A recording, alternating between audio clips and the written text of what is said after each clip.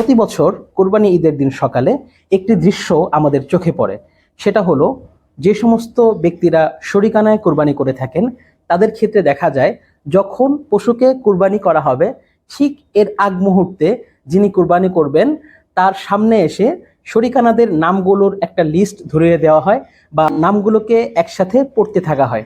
এখন প্রশ্ন হলো, শরিকানা কোরবানির ক্ষেত্রে কি এভাবে প্রত্যেকের নাম উচ্চারণ করে বলা কি জরুরি? প্রিয় ভাইরা, কোরবানি হচ্ছে একটি বিশেষ আমল এবং ইবাদত, যেটা একমাত্র আল্লাহ তাআলার জন্যই করা হয়ে থাকে।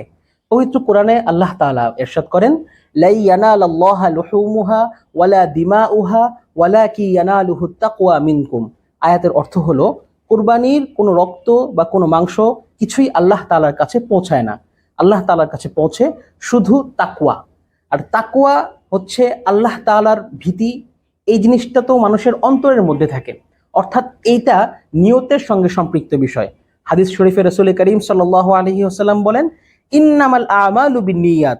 হাদিসের অর্থ হলো, প্রত্যেকটা কাজই নিয়তের উপর নির্ভরশীল, অর্থাৎ যেই নিয়তে কাজটা করা হবে ওই কাজটা সেই জন্যই ধর্তব্য হবে।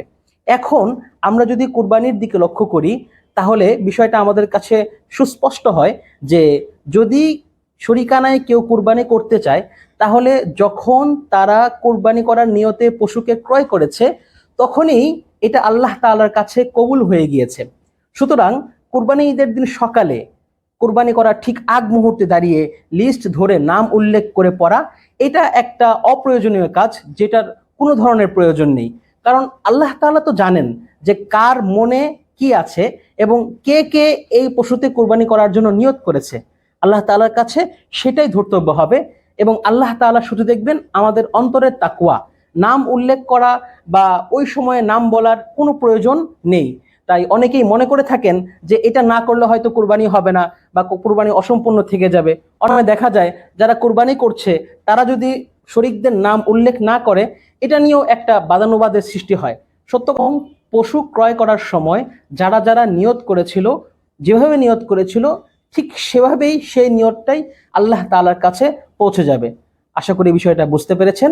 আল্লাহ তাআলা আমাদের সবাইকে সুষ্ঠুভাবে কুরবানি করার তৌফিক দান করুন। আমিন।